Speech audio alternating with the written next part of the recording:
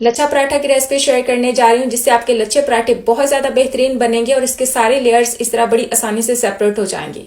आप इन पराठों को अचार के साथ खा सकते हैं सुबह नाश्ते में। इसके साथ कबाब रोल बना सकते हैं, चिकन टिक्का रोल बना सकते हैं और ऐसे भी खाएंगे तो आपको ये बहुत पसंद आएंगे। डो तैयार करने के लिए एक बर्तन में डाल देते हैं 1 कप बारीक सूजी। सूजी का आपने जरूरी इस्तेमाल करना है, इससे आपके पराठे अच्छे नरम बनेंगे।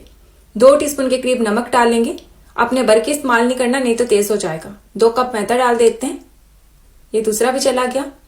1/2 टीस्पून इसमें ईस्ट डालेंगे, इससे पराठे फूल के तैयार होते हैं। 2 टीस्पून चीनी भी डाल देते हैं।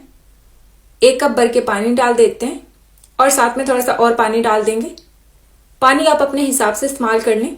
अपने डो को बहुत सख्त नहीं रखना, एक नरम और दरमियाना सा डो तैयार करना है और डो को आपने अच्छी तरह से इस तरह गूंद के तैयार करना है। जितना अच्छा डो तैयार करेंगे उतने अच्छे पराठे बनेंगे। इस तरह इसको रफली पेड़े की शेप दे देते हैं। इस तरह आपका डो तैयार होना चाहिए, बहुत ज्यादा सख्त भी नहीं होना चाहिए और बहुत नरम भी नहीं होना चाहिए। पेड़े बना लेते हैं। इस डो के साथ आपके 8 से 9 पराठे तैयार हो जाएंगे। 8 से 9 पेड़े तैयार हो जाएंगे। अपने छोटे छोटे साइज के पेड़े तैयार कर लेंगे। इतने साइज का पेड़ा बना के आपने रखते जाना है।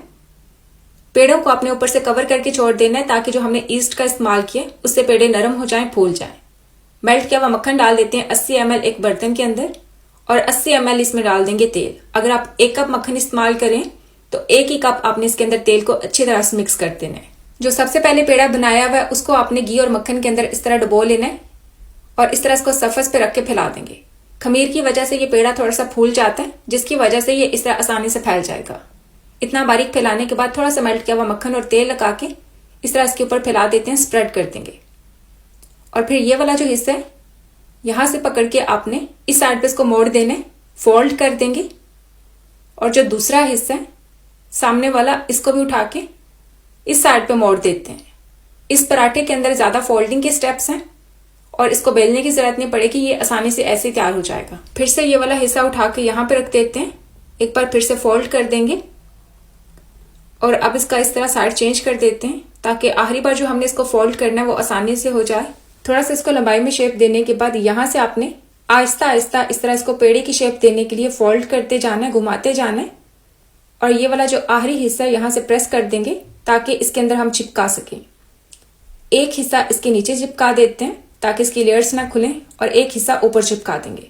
अब इन पेड़ों को आपने 10 से 15 मिनट के लिए दोबारा से रेस्ट दे देना है, फिर आपके पेड़े सेट हो जाएंगे पराठा बनाने के लिए। जो सबसे पहले पेड़ा तैयार किए उसको आपने सरफेस पे रख देना है और इस तरह इसको फैला देंगे। ईस्ट की वजह से ये पेड़ा मजीद नरम हो जाता है तो आसानी से फैल जाएगा। इस रोटी को उठा के तवे के ऊपर डाल देते हैं। तवे को हमने मीडियम हीट पर गर्म कर लिए। अगर आप चाहें तो हाथ के ऊपर भी थोड़ा सा इस रोटी को मजीद पतला कर सकते हैं और इस तरह तवे पे डाल देंगे और तवे पे इस तरह इसको सेट करके गोल शेप दे देते हैं। जब एक साइड थोड़ी सी सिक जाए मीडियम हीट पर तो फिर साइड पलट देंगे और इस साइड पे भी लगा देते हैं मेल्ट किया हुआ बटर, मक्खन या फिर घी का भी इस्तेमाल कर सकते हैं और दूसरी साइड पे भी लगा देते हैं मेल्ट किया हुआ मक्खन, पिघलाया हुआ मक्खन लगा दे और आपने इसको कलर आने तक पकाना है। मीडियम हीट पर पकाएंगे ताकि इसकी जो लेयर्स हैं वो कच्ची ना रहें और आसानी से सेपरेट हो जाएं। थोड़ा थोड़ा सा आहिस्ता आहिस्ता प्रेस करते हुए पकाएंगे। ये पराठा अच्छी तरह से पक के तैयार हो चुका है। इस तरह इसके सारे लच्छे खोल के दिखा देते हैं। ये इसकी लेयर्स चेक करें, बड़ी आसानी से बड़ी खूबसूरती से इसकी सारी लेयर्स अच्छी तरह से सेपरेट होंगी। इसको तवे से उतार लेते हैं। ये पराठा अच्छी तरह से पक चुका है और दूसरा भी इसी तरह पका लेंगे। अब इस पराठे को हाफ डन करेंगे, इसको ज्यादा नहीं पकाएंगे, इसको हमने फ्रीज करना है। आप कच्चे पराठे को भी फ्रीज कर सकते हैं और हाफ डन करने के बाद भी फ्रीज कर सकते हैं। इसको भी तवे से उतार लेते हैं और थोड़ा सा इसको ठंडा कर लेंगे। मैं 2 पराठों को फ्रीज करके दिखा रही हूँ। ठंडा किया हुआ पराठा आपने प्लास्टिक रैप के ऊपर रख के इस पे एल्यूमिनियम फॉइल रख देना या फिर बेकिंग पेपर रखते हैं। दूसरा पराठा रखने के बाद आपने इस तरह इसको प्लास्टिक रैप के अंदर अच्छी तरह से पैक कर देना है। प्लास्टिक रैप के अंदर ये अच्छी तरह से पैक हो जाते हैं और ये प्लास्टिक रैप आपस में सही से जुड़ जाता है तो जिसकी वजह से इसमें हवा नहीं जाती। बैक साइड से देख लें, ये अच्छी तरह से सील हो गया। एक पराठे के लच्छे नजदीक से दिखा देते हैं।